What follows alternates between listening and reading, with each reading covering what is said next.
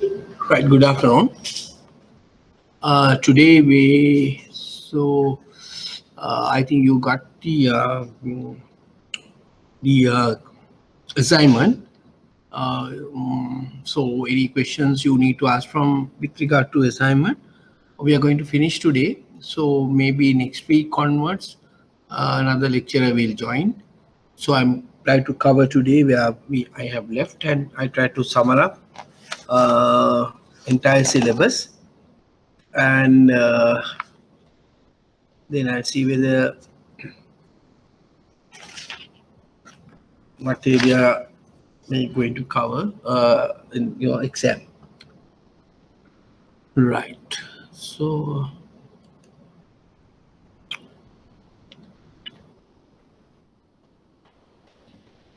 right, I'll just go through with this again. Right, yeah, I have covered, but then I will go through again quickly. Uh, so the most important area. Mm,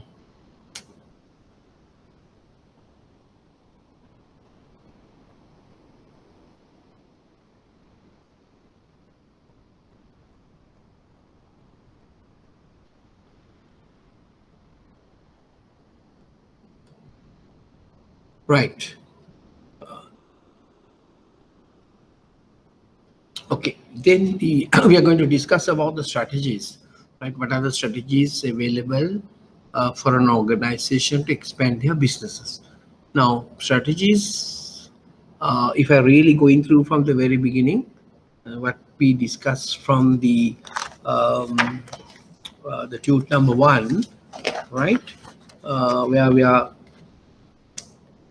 um, covered the this strategic model. Now, this strategic model is basically covered the 12 hour, but I can cover within 10 hours. So these are the four areas we covered in this topic. One is introduction to strategic planning, and then rise and falls of strategic planning, importance and issues preparing a strategic plan. So we discuss there are three issues every manager facing while they are doing in their job. Three fundamental question. The fundamental questions are basically what are your organization present situation, what are your organizations want to be in others uh, maybe 3 years time, and how are you going to be there. So those are the three fundamental questions any major manager need to answer. What is your present situation of your organization, where your organizations want to be, and then how you are going to be there. So these are the three questions faced by every manager. Now, then we discuss in greater length um, uh, how you uh, try to answer these three questions, right? And then we discuss what is strategy, and what is a strategy all about, and what is strategy planning. So why crafting a strategy and executing strategy is important for a bank. As it is it is a compulsory document a bank need to prepare according to the central bank directions. The strategic plan, succession plan, and the BCP. BCP, business continuity plans, are the three plans all the organizations need to prepare. So we discuss what is strategy. Strategy is talking about is show you the directions, and it's give you the scope of your work long term. So what are the advantages of strategy and things like that we discuss in the very first day. And then why strategies development is important, and also we discuss what is strategic management process. We define strategic management process as a is a art and science of formulating implementing and evaluation cross-functional decisions that enable organization to achieve organization objective. What do you mean by a strategic management? So then we discuss what are the 4 aspects of strategic management, and what are the 4 aspects is called interdisciplinary. Don't confine to one unit. It may be combinations of all the departments. Then it is to be external focuses. We need to look at it, what is happening in the external environment, and also you need to focus on internally, and then as well as the future. So those are the 4 aspects of strategic management. And we discuss the main 3 component of a strategic planning is is a strategic position. That means the strategic analytical part, and then strategy formulation part, and the strategy implementation part, and the control and performance measurement. Those are the 4 main areas of strategic planning process, right? Formulation, implementation, analysis, formation, implementation, and performance measurement. And then we discuss about the benefit of strategic management. It provides directions, goal congruence, rational resource allocation. It facilitates evaluation, encourage proactive stance rather than reactive, and cost and time, and then and the prescriptive nature. So these are some of the criticism about the strategic planning, right? And then we move in to discuss why does corporate governance impact on organizational strategy? How the corporate governance facilitate organizational strategy, and what are the problems and lack of strategic planning, what happened to your organization. So these are the things we discuss under the very first day, and those are in very much in details we discuss, right? And the second day, what we discuss here, the understanding the key components of strategic planning format, and what is vision, missions, goals, objectives, and strategies. Very briefly we discuss. And of course we discuss the level of strategies in an organization, and the corporate level, and the business level, and the functional level. So what are the type of corporate level strategies, what are the type of business level strategies, and what are the levels of operation. And then we discuss certain approaches for strategic planning. We discuss about the traditional approach, right, or formal and informal approach. And then we discuss about traditional approach, market-led approach, and resource-based approach. Then we discuss about the key component of strategic planning process. Where do we want to be? And there, of course, we discuss about what is vision, and then we discuss why a vision necessary for an organization. What is the advantage of formulating a vision for an organization? What are the factors you need to take into account in the developing of a vision statement? What are the important components of an organization vision? We discuss the future casting, inspiring, motivating, purpose-driven, and things like that. And then we will took some example from your bank's area, as well as some other leading organization, how organization need to set vision for an organization, what factors you need to take into account, what are the characteristics like graphic, directional, focused, flexible, feasible, and things like that. So then we discuss what is the advantages of vision and what are the issues faced by the organization with respect to vision statement. Then we discuss in detail what is mission. So why a mission statement is important for an organization, how to prepare a mission statement, what are the key components you need to consider when you're developing your mission statement, and then as usual we discuss the purposes of mission statement and the problem faced by mission statement when you're going to develop the mission statement. And then we compare vision and mission, and then we convert our vision to mission. In between we have a value.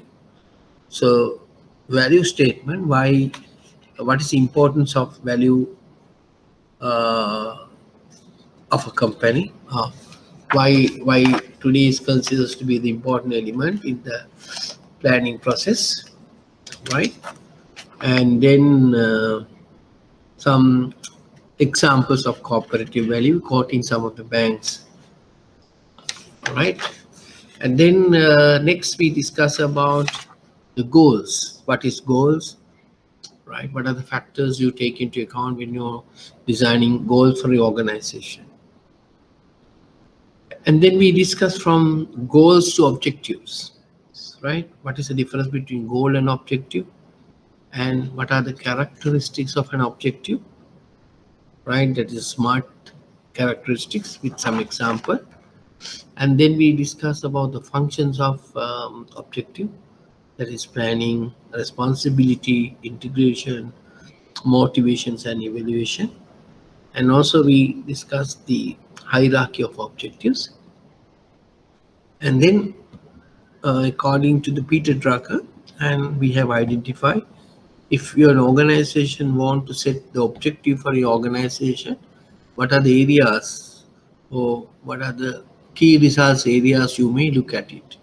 And there, of course, we discuss around there are 8 areas where you can set objectives. Examples like market standing, market positioning, innovation, productivity, resourcing, profitability, employee development, employee relations, and social responsibility. These are some of the 8 areas where any organization can set objectives.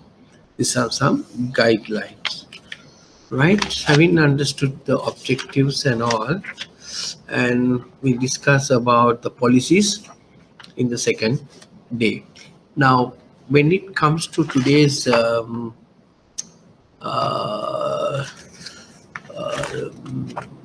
assignments was given to you by the IBSL, and which is basically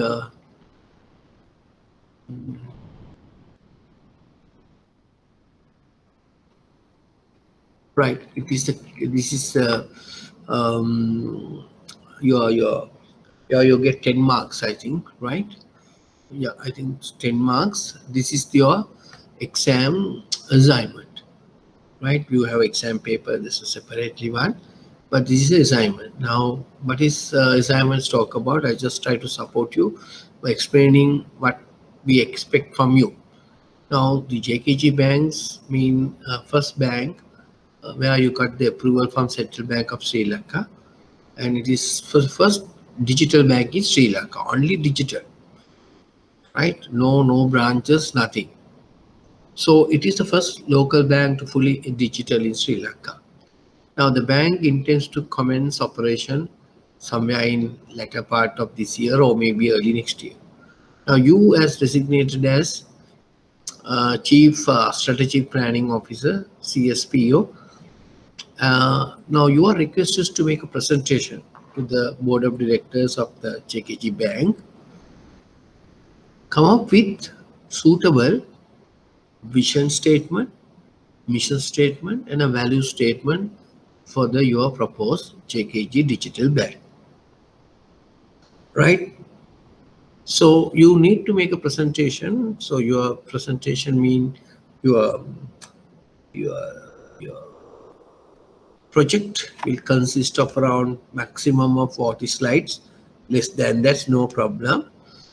And you are required to justify. I mean, like this, you must prepare a slides, and in your presentation, in your report, you put all slides only. That's enough.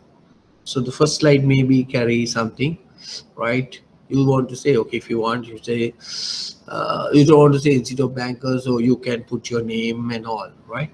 Is first slide maybe Institute of Bankers, provided, and assignment provided for partial submissions,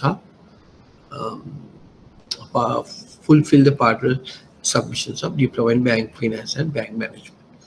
Then the next slide will come, as a presentation. So you have to have a first slide, maybe for an example, from presentation made by maybe your name or whose name, right, with respect to the bank, your bank vision mission, right, for board of directors. So you can come up with some introduction to JKG Bank. So you can have it your own introduction, right? You can have it. So it's only digital bank in Sri Lanka, first time, blah blah blah, and sort of a small introductions about the JKG Bank. So you can use your whatever you like it, right? But keywords has to be taken to your mind. Is first digital bank in Sri Lanka. Then then you need to say, okay, you was requested to develop a vision, mission, and value statement for this. So you say, as a strategy planning officer, so propose visions. You can have a 2-3 options. That doesn't matter. Even for one, no problem. But 1, 2, 3 option also can be, you can suggest for your organization. Then if you're explaining, you have to tell what is vision, right?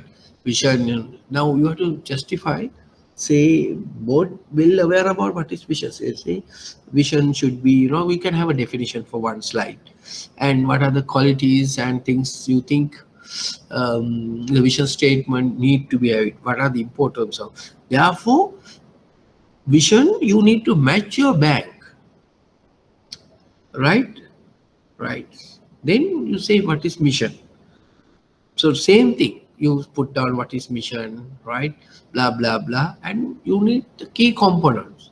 So we discuss in detail what are the ideas, or what are the components you need to incorporate for a mission.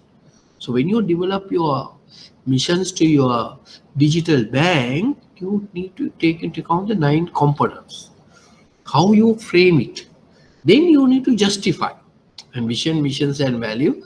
Why you select this? You need to have a one slide justification. Why I think this mission is good for this bank because of these reasons, right? Value statement, right? So these are the assignment we need.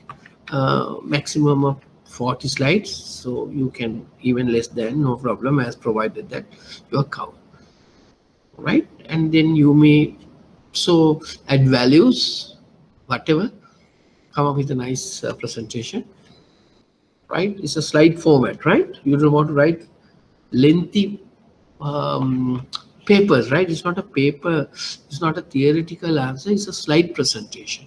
You really need to prepare a slide, and then slide you get a copy and attach. That's all. Or otherwise you can send it through the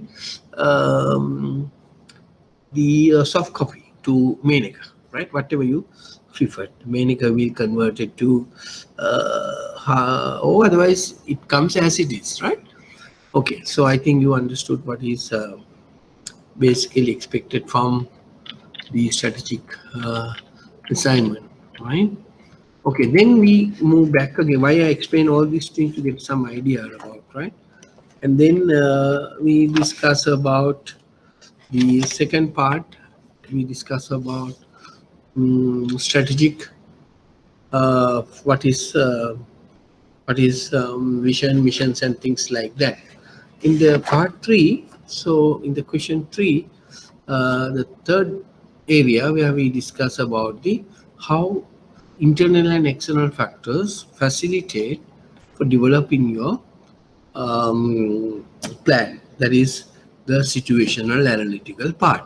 So at the situational analytical part, what we discuss with you, we analyze the internal and external factors, right? At the internal and external factors, where we discuss what are the things you good at, what are the things you are bad at. So that is what you call corporate appraisals. For corporate tax appraisal,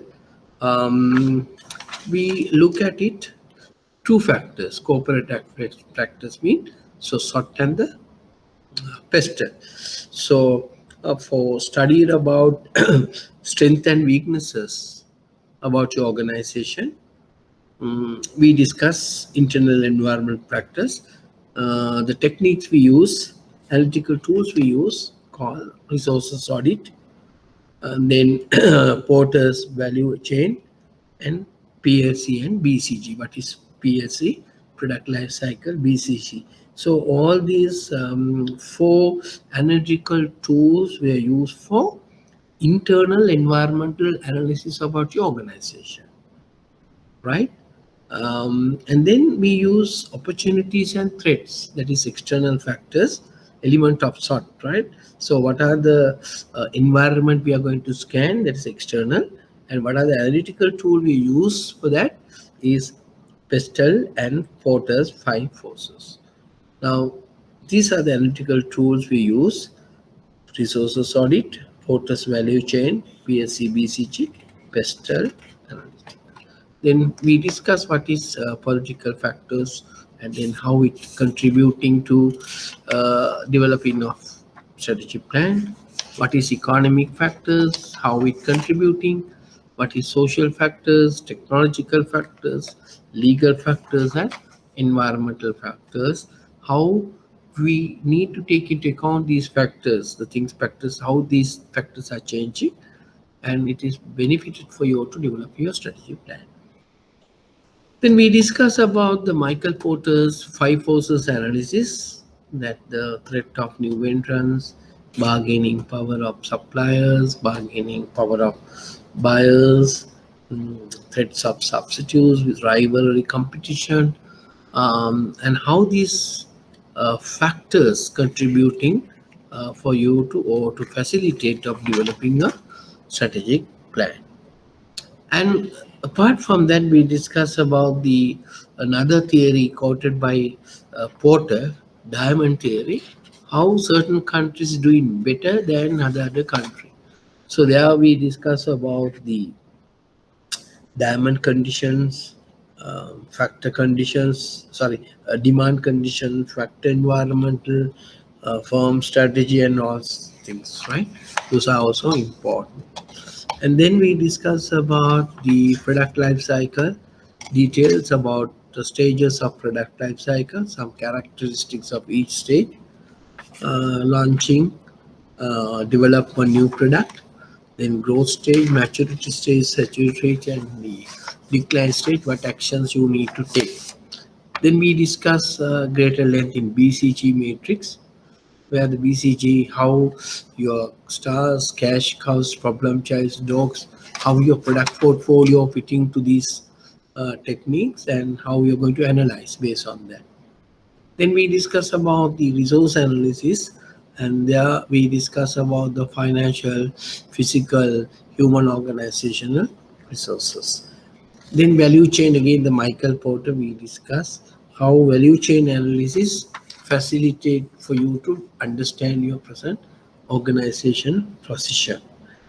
And then apart from that, we discuss about the another important segment in your internal customer, analyzing of your stakeholders. There, of course, we discuss who are stakeholders, why we need to analyze them, what are the type of stakeholders, and the internal and external stakeholders, their conflicts, and how and why they impose for an organization setting planning. And also with in order to understand what type of um, what type of stakeholders are important for your organization, we discuss about Mendelow's power interest matrix, right? The techniques we use, and also we analyze our competitors according to the Gilligan competitor analysis, and then we analyze the gap analysis. All things we discuss the uh, under model area 3, right? Then last week we start, in fact, we discuss where are we now, and then we discuss where are you want to be, and then we initiated with what you call the strategies, how to be there. So that's the talk about strategies. Where are we now?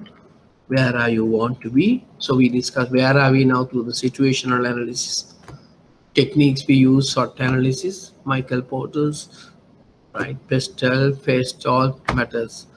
Then we discuss about how to be there, right? That is our corporate objective, and then how to be there. So that's the area we are interested.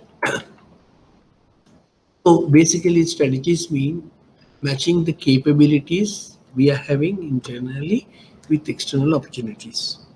So how you match this gap is the successful of your organization. Indirectly, we talk like that, right? So internal analysis, we assess our capabilities and we analyze available opportunities through external analysis.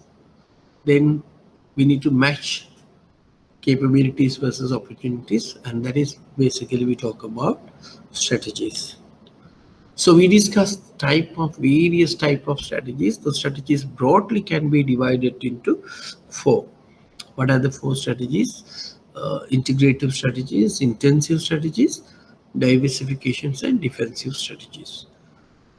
So some strategies are growth strategies. That mean if you want to improve your businesses, if you want to expand your businesses, these are some of the strategies. So these strategies we call concentration, integration, diversification, internationalizations, and cooperation. Now the concentration strategies are basically we call market penetration, market development, and product development. So these are we call intensive growth strategies, right? It's developed by Ansoff, Iger Ansoff. Then where we talk about market penetration, market development, and product development. So what do you mean by a market penetration? And we try to get the competitors' brands to our brands and get new people to the business, and also um, non-users to use more, and get my competitors to my brand. So that's the market penetration strategy talk about. When we discuss about the market development, try to improve our businesses, so establishing branches like that. Then if you product, we can't live with the same product. The products go as product life cycle, so we need to come up with new product. So that is product development way where we introduce new products to your existing customers. Then we go for diversification strategies, so integrative strategies, where we discuss about uh, 2 types of integrative strategies, that is vertical integrations and horizontal integration. Vertical integration further divided into 2, that is vertical or horizontal, and the vertical integrations can be further divided into 2, like um, taking over control of distributors or taking control over supply chain. If you can take the control over supply chain, we call them as backward integration. If you take control over your distribution channel, we call forward integrations. But both together, we call them as vertical integration. Now, the horizontal integrations mean is basically we be compelled to take the competitor into my hand. We call horizontal integration, right? There are two types of. Then we go for diversification. Then we have identified two types of diversification, that is related diversification and unrelated diversification. Related diversification, another name for concentric diversification. There are also two types, whether something similar and something, it is something similar, right? We go for concentration as well as synergistic, right? And if you say noodles, normal noodles guy is go for instant noodles, same industry, but is same business. Then we go for horizontal diversification, where we go for totally different business. Like uh, I quoted you LG, quoted you Swarna Mahal dealing with EAP addressing a owning business may be related. But if people are going for non-related, that means Swarna Mahal gone for banking. So that is something not related, right? So again we go for like that. So that is called horizontal diversification.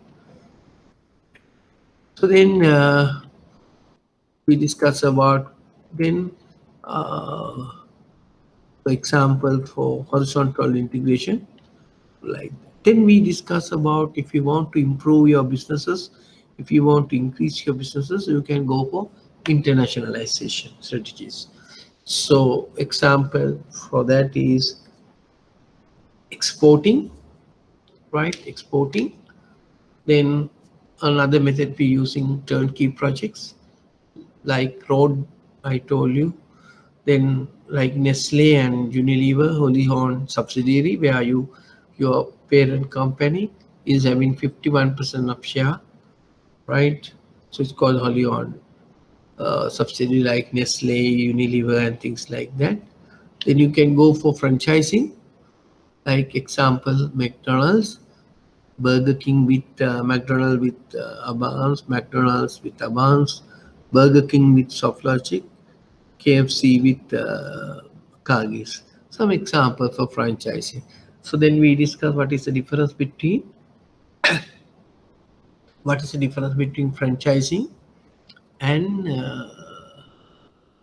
and licensing. Licensing is the arrangement for Coca-Cola. Now, these international strategies, classic example, how these McDonald's and Coca-Cola expand their businesses. So what is the strategy they use? They select franchising McDonald's and licensing by the Coca-Cola. They franchising mean basically is a hybrid product. You need to provide the service as well as the quality foods. Wherever you go for McDonald's, you may have a same feeling, right? Whatever the country you visit, so you must have the same seating arrangement, seating same food like that.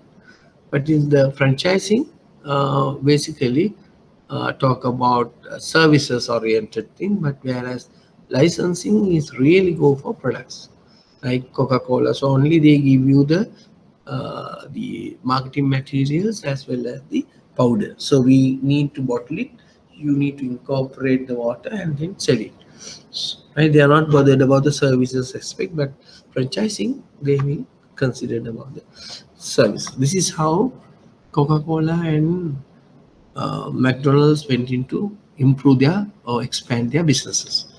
Then we discussed about the joint venture, another classic example, how um, how the uh, Maruti or how the Suzuki company in Japan went into the large Indian market. Classic example is called joint venture. How large Japanese Suzuki business went into the Indian market by go for a car because Suzuki will provide the technical know-how, and then manufacturing and the staff take care by the India. So they jointly brand named the vehicle called Maruti Suzuki. Another example is Fuji. It's a photocopy, it's a famous photocopy Xerox in USA. Want to enter into the Japanese market. So Japan, they have a photocopy machine called Fuji. So both together joint venture. They branded the photocopy machine as Fuji Xerox. Right? So these are classic example in international expansion. Then you have a strategic alliances. So there are a partnership between two or more organizations together to go for a common objective. Like in Sri Lanka, we have a classic example for strategic alliances is Lanka Clear, Lanka Pay. So we all banks are using common platform for check image transaction clearing systems as well as a common switch. All will go for strategic alliances. Another way, if you can't fight with your competitor, and the strategic alliance is the ideal solution. Then we discuss little bit of merging and acquisition, right? So the merging and acquisition, we need to discuss in detail what is merging and what is acquisition. Now the merging is um, um, simply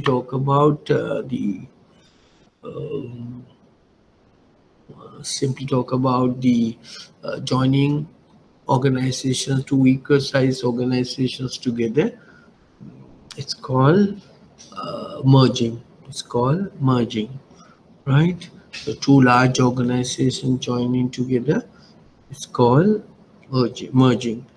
And then example in Sri Lanka, sometime we have two big pharmaceutical companies, Pfizer, right? Pfizer um, and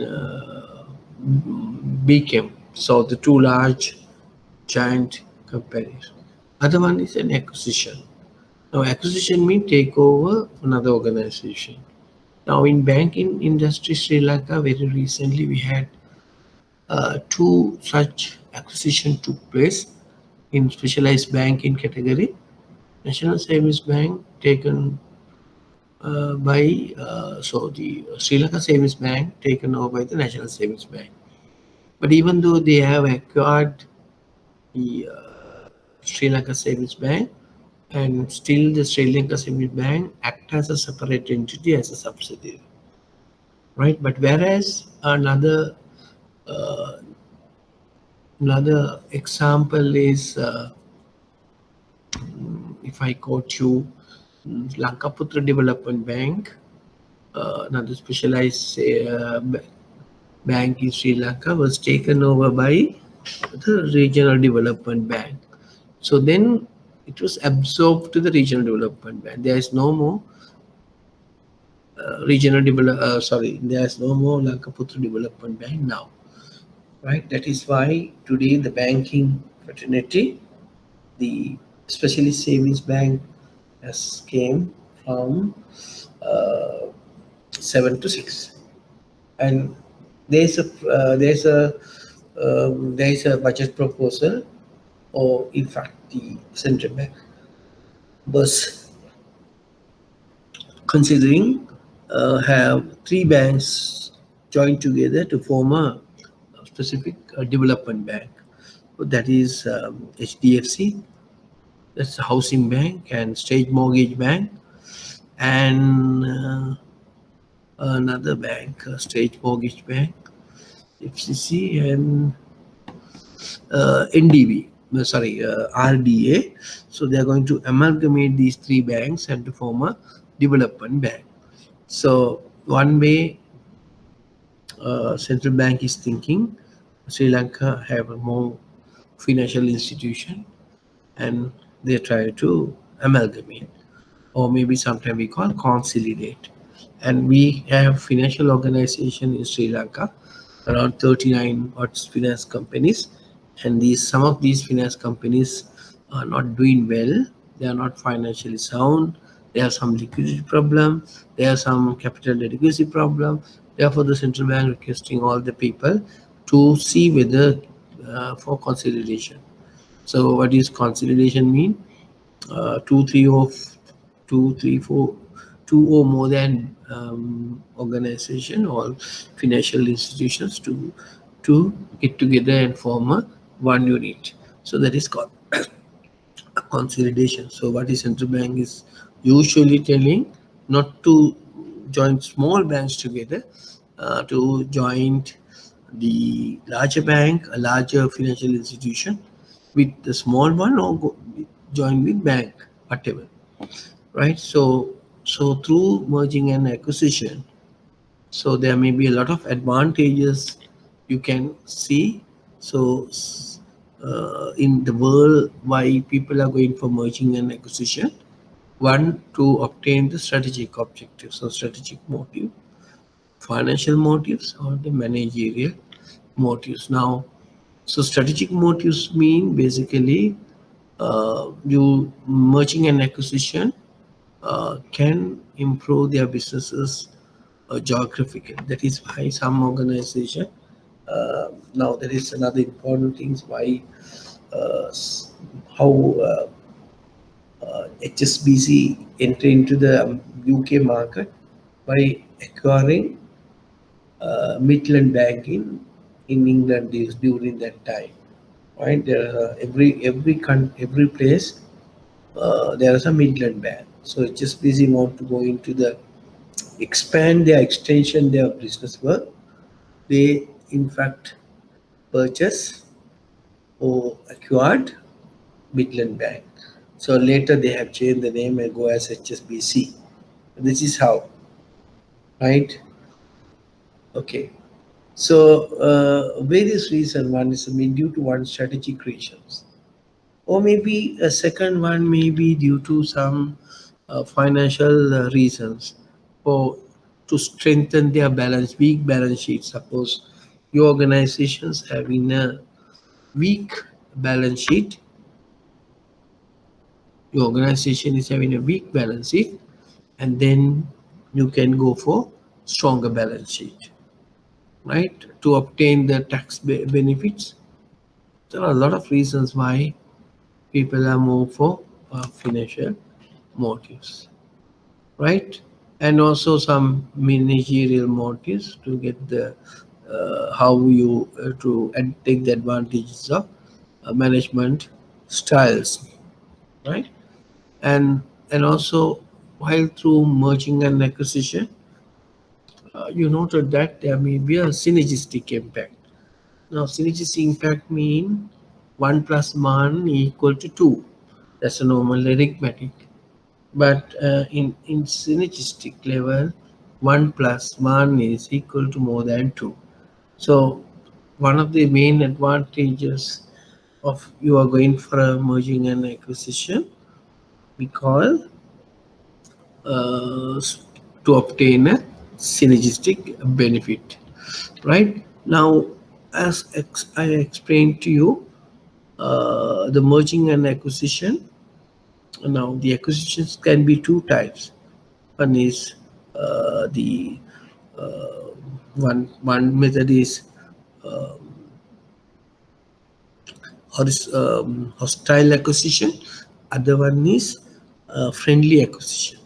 Some organization acquired their targeted company forcefully, so that is hostile takeover. But some organization want to join that particular bank, we call mm, friendly acquisition. Now I will tell you an example. Now Sri Lanka Savings Bank, the employees of the Sri Lanka Savings Bank are very happy when they have taken over by the National Savings Bank. But they had something in mind. Once you acquired, the employees of the Sri Lanka Savings Bank also as an employee of the National Savings Bank. Then what happened? So they also enjoy the same benefits presently enjoyed by the National Savings Bank staff, right? But unfortunately, National Savings Bank want to do that because they want to keep as separate entity as the subsidiary, so therefore they work differently. Why? Because according to the moment you absorb to the National Savings Bank, what happened?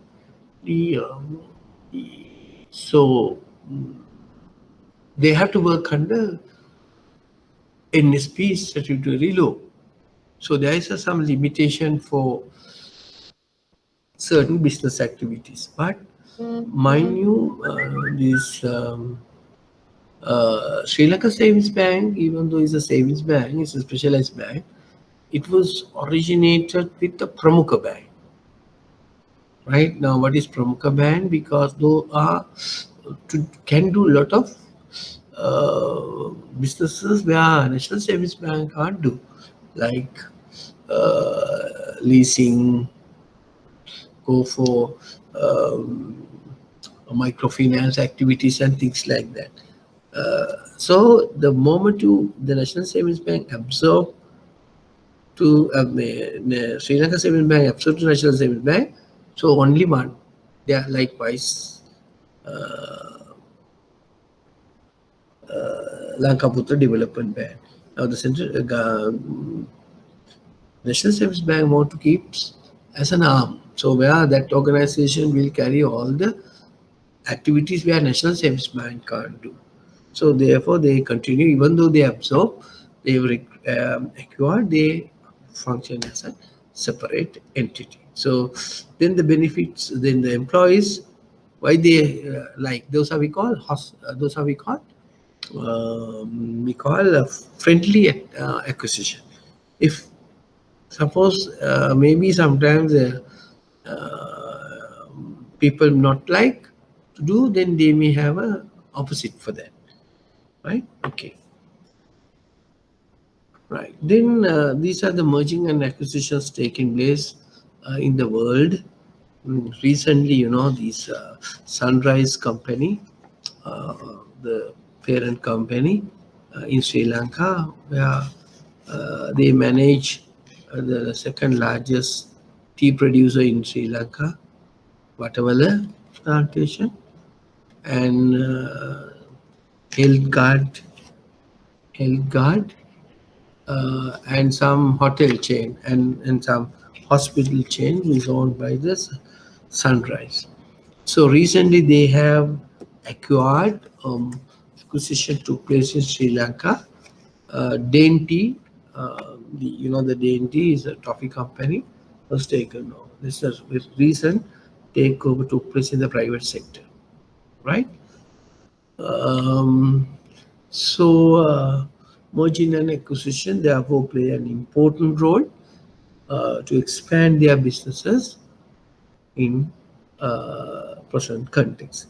But before you're going to take certain merging and acquisition, maybe fruitful, certain merger and acquisition must be not successful due to various factors.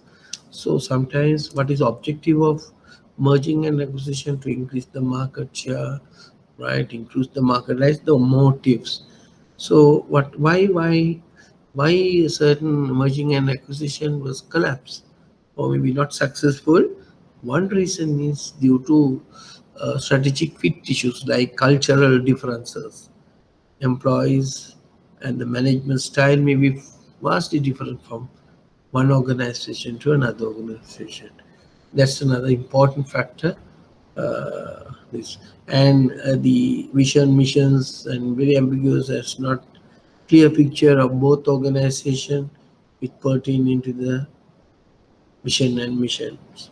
So therefore, sometimes when you go for merging and acquisition, that some are not successful due to this reason. Maybe cultural mismatch, maybe confusions of missions, and the agendas difference like that, right? So, however, merging and acquisition is a good business expansion strategy. But before you take over, you need to do a what you call CDD testing, or what you call now before you open a branch, you have to do a feasibility study, likewise before you go to take over another organization, we need to do a analysis, the due diligence analysis, where you are going to look at it, the customer base, the litigations issues, P&L of the financial statements about the organization you're going to acquire. A lot of factors you need to look at it. Number of customers, your client base, your marketing capabilities, right? And your productivity, all things you need to look at it before you go for business operations, right? So those are some of the factors we need to look at it before you go for merging and acquisition, right? So next one you go for the new strategy is called a blue ocean strategy. Now we may learn about you may learn about what you call red ocean strategy. Now, red ocean strategy in the sense like Michael Porter's three forces strategy. So you need to compete with your competitor. So you're trying to gain the market share of a competitor, right? So that's a Michael Porter's red ocean strategy, right? Red ocean strategy mean so you are basically compete with your competitor using like differentiation strategy, cost effective strategy, or focus strategy, whatever you name it, and try to get the market share of your competitor. But this blue ocean strategy is totally different approach, right? You may look at it a separate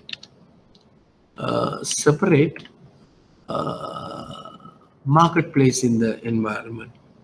So if you really look at the red ocean and you're fighting with your existing market, where the blue ocean strategy, you are trying to create uncontested marketplace. අර සින්දුවක් තින්නේ අපේ ලොවක් වගේ ඒ වගේ. So totally different market. So you come up with a new one. So here the red ocean strategy, what the main objective is to beat the competition. And blue ocean strategy, we are not bothered about the competition. Let them compete. So I am not going to compete, right? So that's the blue ocean strategy, right?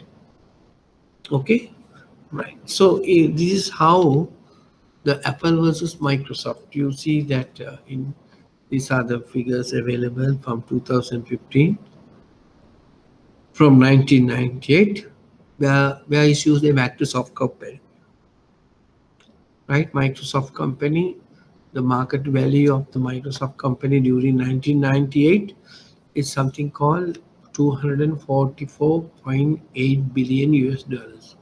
That's the monetary value about the company, approximately. Then during 1998, where the market value of the Apple company is only 4.3 billion. It is almost how many times? 64 times, no, around 60 times, more than 60 times. The Microsoft company is bigger than Apple company. But if you look at its 2015 figures, you look at it, Microsoft also growing. They are not reduced their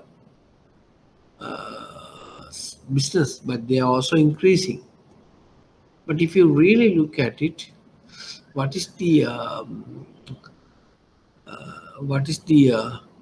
Mac, or what you call this Apple now is 742 billion. Now from 4 billion to 742 billion US dollars. So you see the chart has gone up. So why? Now Microsoft also growing, but not in that level. But it's a significant increase above the Apple. So what is the reason? So what Apple is look at it, rather than compete with their own people, they may come up with something where it's not facilitate at all. I introductions of iPods, iTunes, iPhones, Apple Store, iPad, Apple Watch. Today you can see Apple Watch. So they went into a different approach, totally different. That is what you call innovations, right? Okay, now you see how you can use changing your strategy, how an organization is going to come. So that is what you call red ocean strategy, right? Okay, then another strategy we call as outsourcing strategy. Most people are thinking this outsourcing strategy is an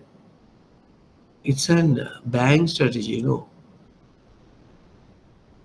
actually it is a outsourcing strategy involving withdrawing from certain value chain activities previously done by your bank. Now, it's a very famous mantra now today.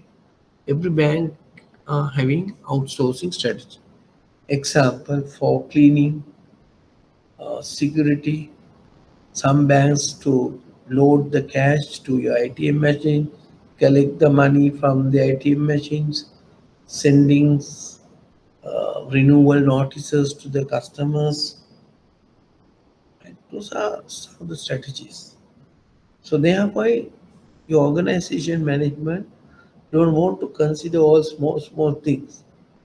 They can consider more business level or strategic level decision through improving your outsource strategies. Right? What is outsource strategy mean? The strategy that means the activity you have done earlier by the internal staff, now you have given. Right? Now the issue is, so outsourcing therefore helps to attaining strategic objective, reducing cost. Now the issue comes here, can bank outsource everything? Now according to the circular 12 of Central Bank 2012, they said some what are the activities you can outsource. Some of the activities you cannot outsource, like strategy planning, what we are learning, you cannot outsource, but you can get the support, but you cannot outsource, right? You cannot outsource. Then again, certain activities like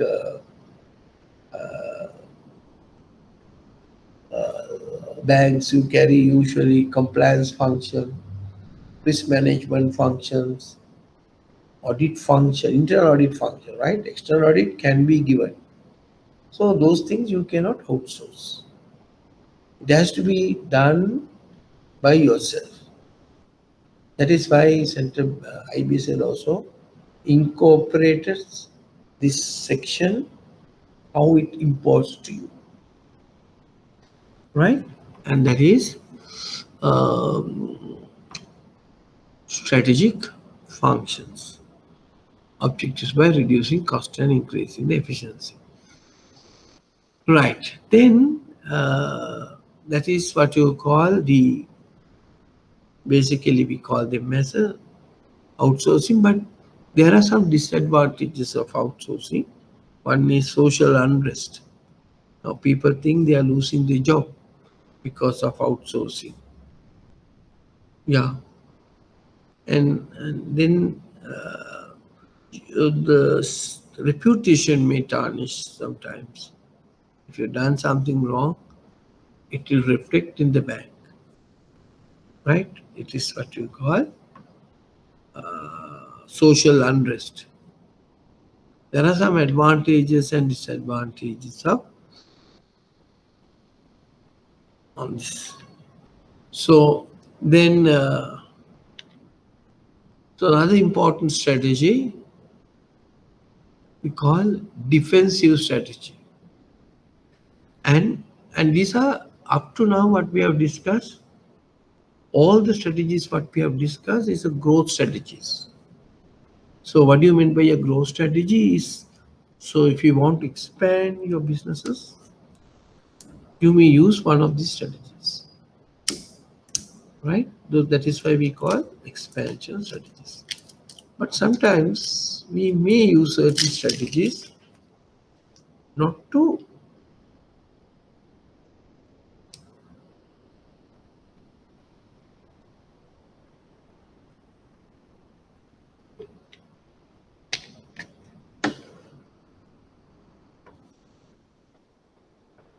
expand your businesses, but to ensure that you need to control, or you want to control your businesses. So that is what you call the retrenchment strategy and divestiture strategy, and those are, we call them as the what you call the defensive strategies.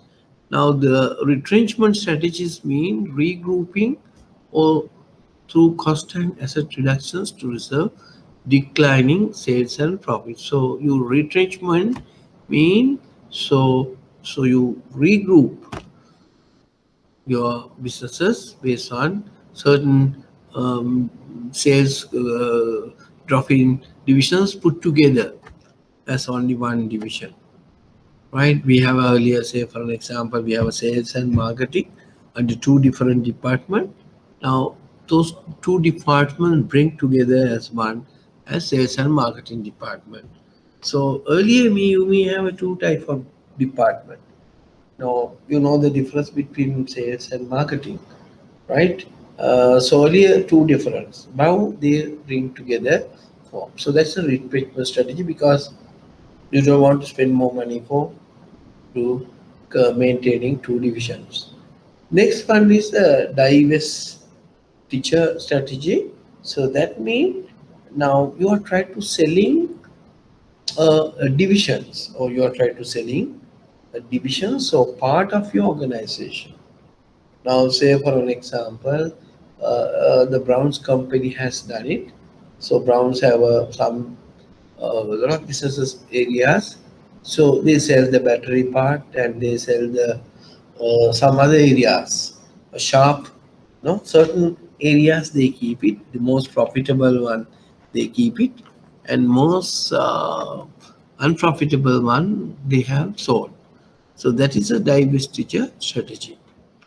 Right now, say for an example, you have three cars for an example. If you can't run those three cars, what you do? So you sell one or two cars out of your three cars and keep one. So that is divestiture strategy, right? Then you may have the final one. It's called a liquidation strategy. Now the liquidation strategy means selling all of our company assets and say declare you're going to liquidate. So then you go for liquidation process, and that's sometimes may be benefited rather than run the loss-making branch continue loss-making place continuously, rather than liquidated. So selling of all the company's assets in parts for the tangible worth of call quotation, right? And receivable on this liquidation, they give you first the employees and then the creditors, like that. So you are giving, right? So liquidation strategy. So all are strategies, but in the given situation, strategies may be varies, not necessarily for expand your businesses. There are some specific strategies, as I explained to you, purely go for expansion purposes, right? Okay, right now. Uh, Sometimes you see Michael Porter's also sometimes come up with some um, strategies, what you call, I explained to you earlier, competitive strategies. So what, according to the Porter, what he said, so if you want to beat the competitor, like we discussed this competitor strategy with blue ocean strategy, with red ocean strategy. So these are red ocean strategies. If you want to compete with your competitor, what you try to do, try to give something less than what your competitor is offering. Right now, say nobody can match the your price. So that is how you compete with your competitor.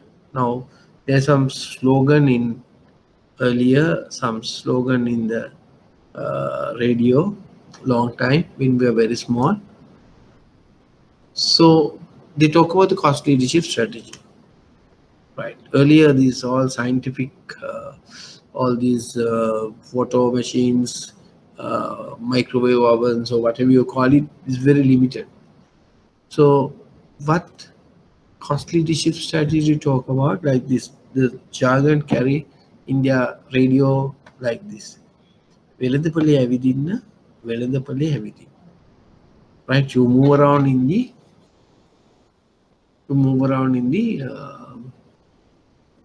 marketplace. වෙළඳපොලේ ඇවිදින්න මිල ගණන් සසදාන්න. So you compare your prices. කීයක් හරි අඩුවෙන් ගන්න. ඒ ඔබ දැන් කීපු ගණන් වලට වඩා අඩුවෙන් ගන්න ඕන නම් ඒ භාණ්ඩයම, right, to buy the same product at a lesser price, Mangala Trade Center within. That is a place where you sell it. Still they are having it well. So that's a TV commercial they carried. වෙළඳපොලේ ඇවිදින්න මිල ගණන් සසදන්න කීයක් හරි අඩුවෙන් ගන්න Mangala Trade Center within. So that's a cost leadership strategy used by Mangala. And that is based on the Michael Porter's theory. The next one is a differentiation strategy. Now, this differentiation strategy is talk about something different. Now, say you're going for the same destination. You're going for the same destination from Sri Lanka to Singapore. You can travel through Sri Lankan Airlines or Singapore Airlines. So, which one you are selling? Both are same, going to the same direction, same destination. But your services may be different.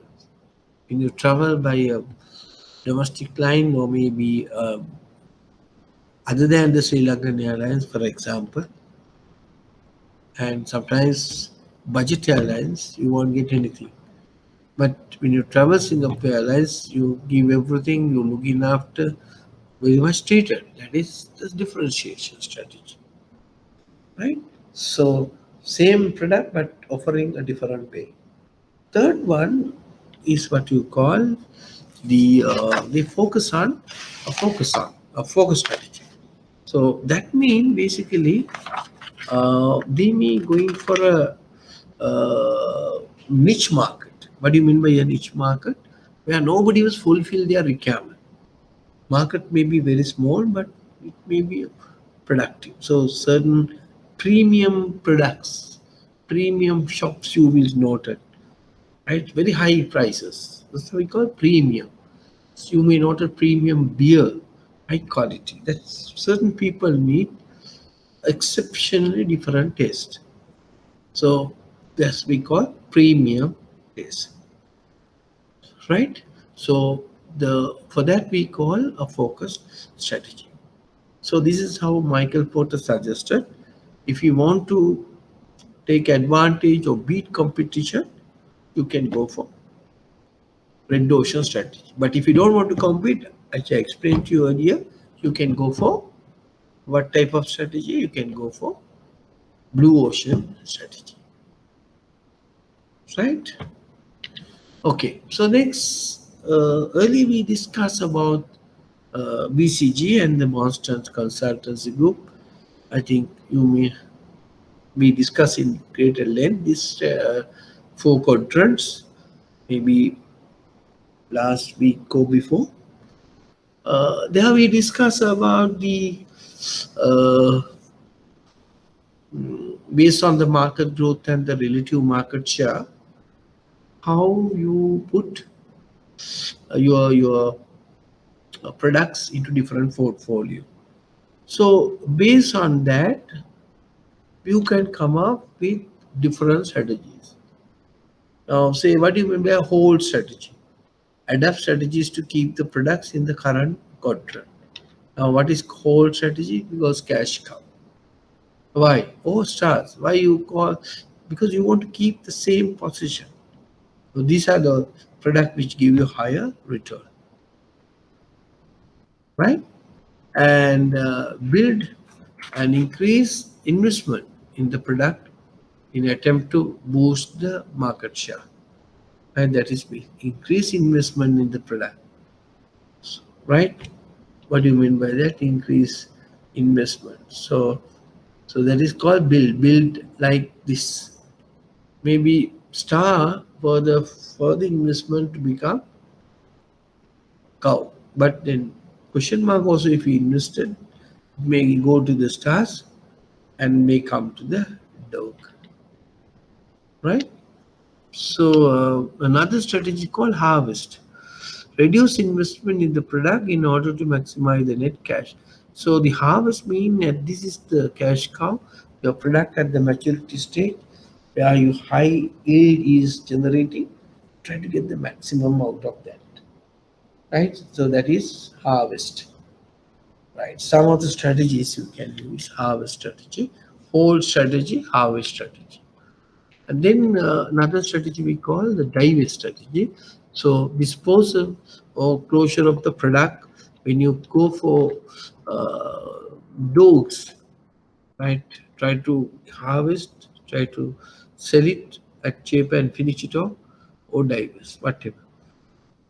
Now you see, based on the relative market share of and the market growth, your strategy may be varying, right?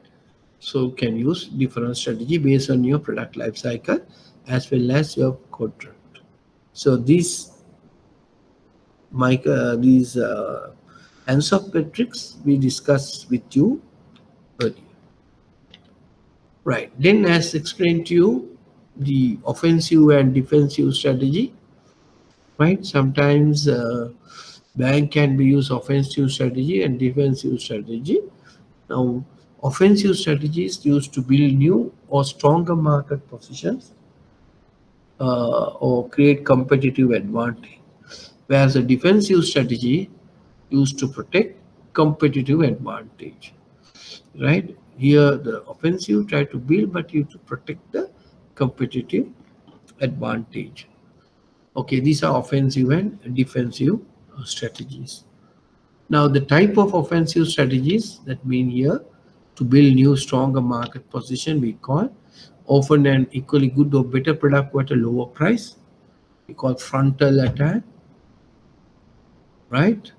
So, or otherwise, you may go for defensive strategy, lesser risk of being attacked.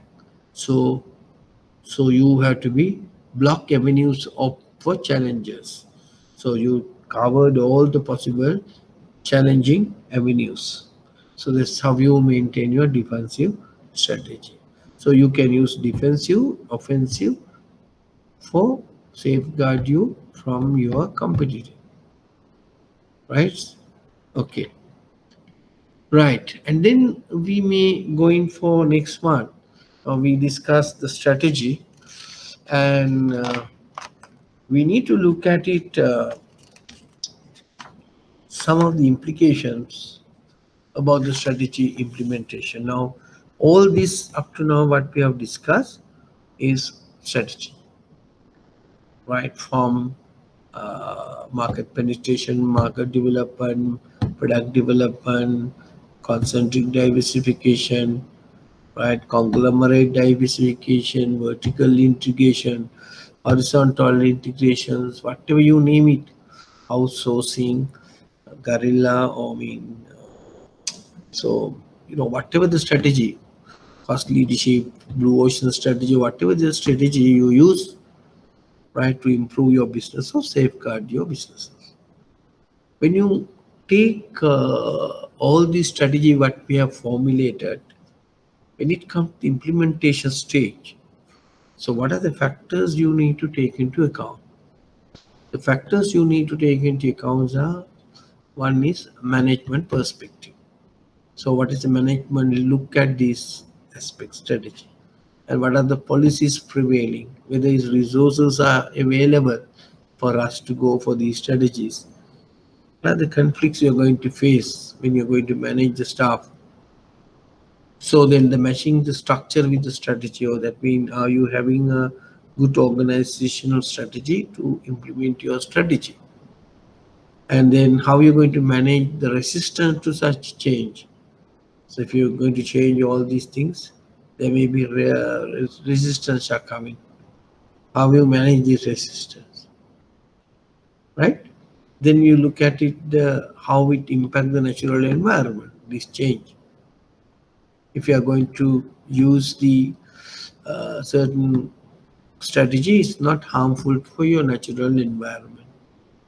And also within an organization, mind you everybody need to support your strategy. So for that, we need to create a supportive culture in the organization. Even for one word, you may support that activity, right? And those are some of the human errors also need to be accounted. So these are the factors you need to think about when you developing your strategy implement. When the so-called developed strategies, when you're going to implement, these are the factors you need to take into account. Right. Then you look at it. Uh, no, the last part of the area. So we need to evaluate your strategy, and you need to control your strategy, or you may need to review your strategy. Now, how can you do that? So it's very important. So that is how the KPIs and comes, key performance indications and things are coming for these purposes, right? Now, why? Because we need to monitor where are we now. Remember the fourth one, where are we now? Where are we going to be? How to be there? And the fourth one, how you measure whether you are going the correct direction. So that is you need some sort of a monitoring mechanism, right? Whether what the strategy we use are performing as expected results. So for that, you can compare your expected and actual results. That is why we set objectives, goals. Can you remember the measurable things, right? Okay. Now, according to junctions, we look at it.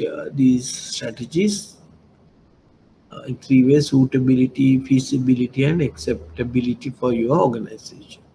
Three factors they may look at it: whether it is suitable, and feasible, and acceptable.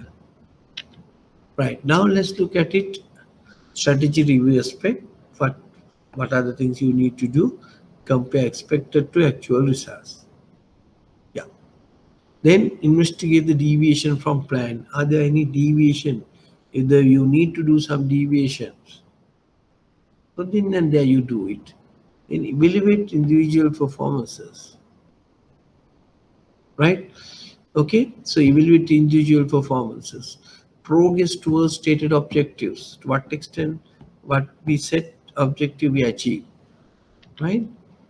Then for that we can use a famous call where the Robert Kaplan in the Harvard Business Schools and David Norton has developed a balanced scorecard. So they are not look at it only the financial aspect. Now strategy is for the entire organization. So therefore, they may need to look at it the broader perspective, not only the financial point, and we need to look at what is the customer and how it benefited the internal process, and it benefits the growth of an organization employees. So they come up with four important perspective to evaluate your strategy. Now, say for an example, learning and growth. By implementing this strategy, percentage of employee training process improvement. How many have improved their process? And percentages of employees with survey across 80% so higher, more. Process element improvement. How many of you are achieved targets? Customers wise, what is the market share of your customer base? As of this strategy, you improve or not? How many people satisfied? Early only 50 people, now 70 people. Then we look at the financial aspects of net income growth in terms of the profitability and things like that. So therefore, this balance scorecard method, mind you, we look at it not only financial aspects, the other aspects as well. So you know that it is very clear that the organizations need to ensure that its performance measurement mix ties into an overall strategy. Now, your performance need to be tally with your strategy. There must be a link. Your strategy can be evaluated. How can it evaluate to performance measurement? So therefore, there is a relationship between strategy and the performance development. So then useful way of generating performance measurements.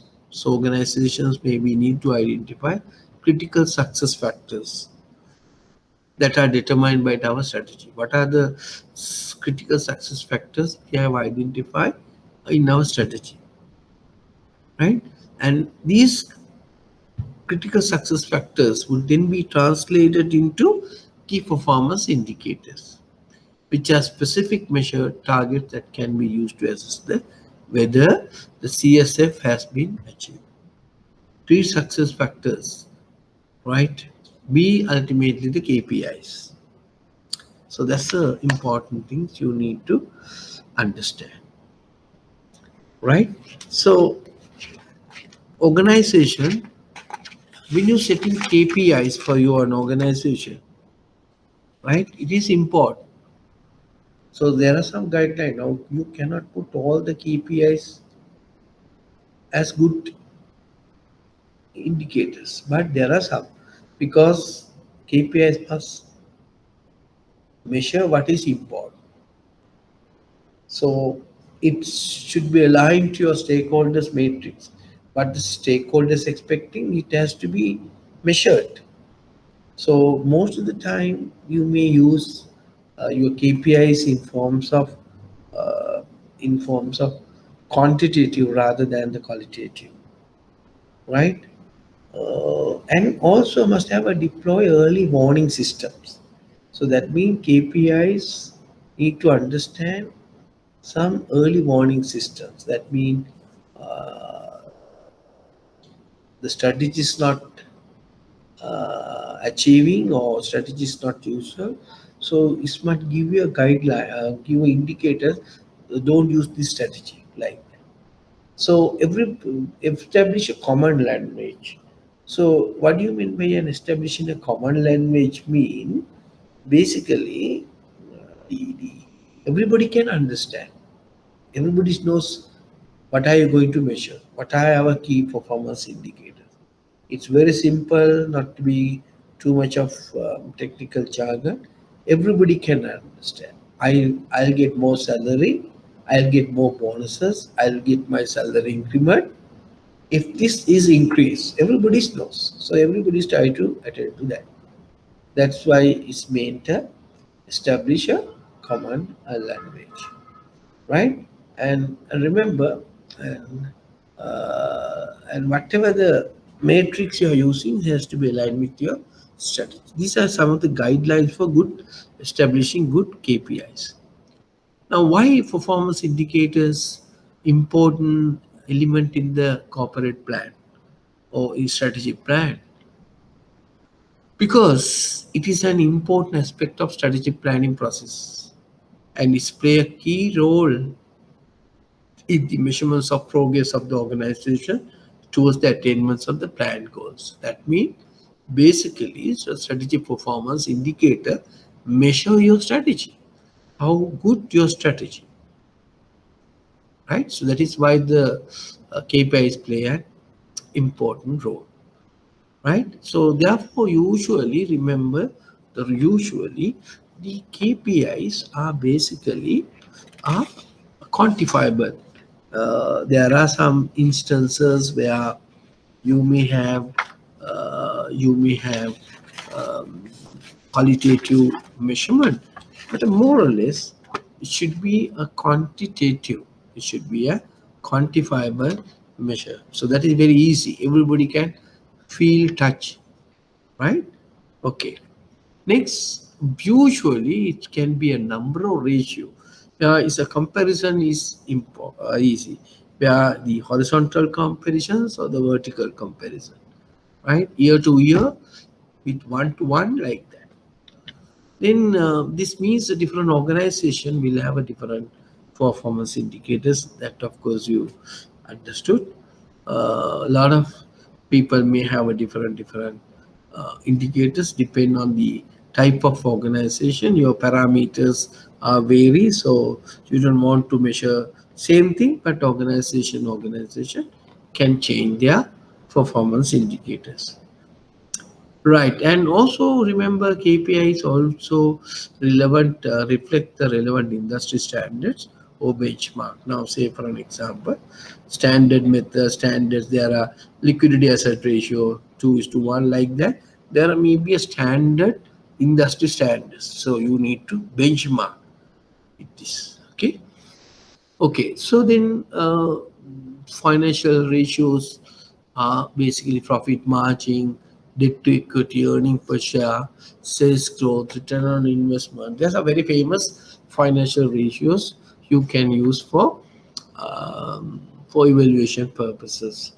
And also financial ratios, as you aware, compare performance over different periods, compare performance to competitors, and also to the different industries, right? But ratios basically you some inherent limitations of lack of qualitative data, and the ratios was based on historic information like that. They are not much quality enough and not enough. Those are some of the drawbacks or some limitations of financial analysis. So the difficulties in strategy evaluation, you can say there are some difficulties in strategy evaluation. The environment is keep on changing. We are in the VUCA environment. Things are keep on changing, and it is very difficult to measure. So one of the reasons.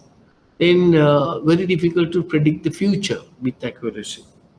It's very difficult to predict the future with accuracy, and so therefore. mm, it is very difficult to measure strategy based on these two important factors. And you see, increasing the number of variables, factors affecting change in the strategy also play an important role uh, when it comes to evaluation. So then plans now can become obsolete because of these reasons. That is why we discussed very early in the sessions, maybe the why we can't prepare the basically the plan for so long, because the environment is keep on so rapidly, so therefore we difficult to change our plans. So these are some of the issues we face with the strategic evaluation, right? And with this we come to an end of the session, right? We come to an end of the session.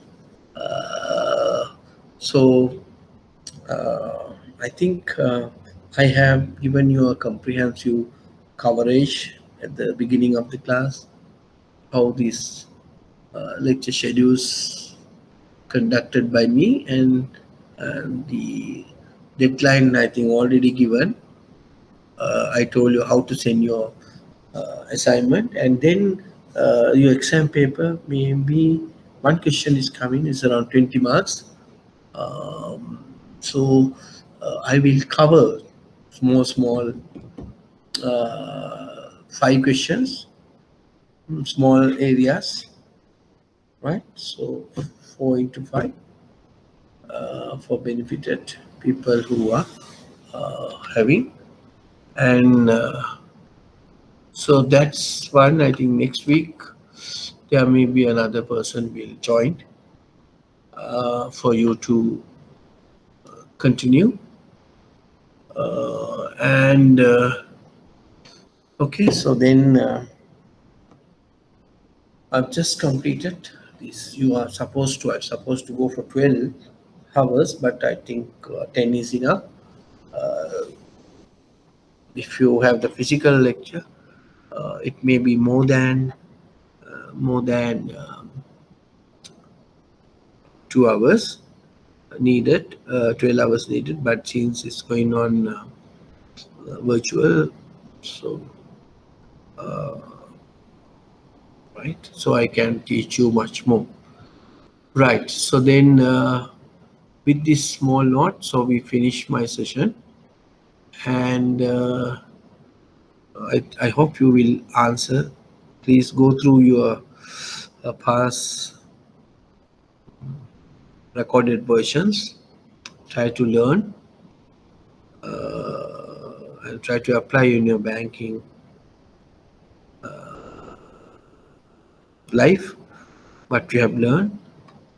That's the session. So we will stop today, and so next week there may be another gentleman will come. Thank you.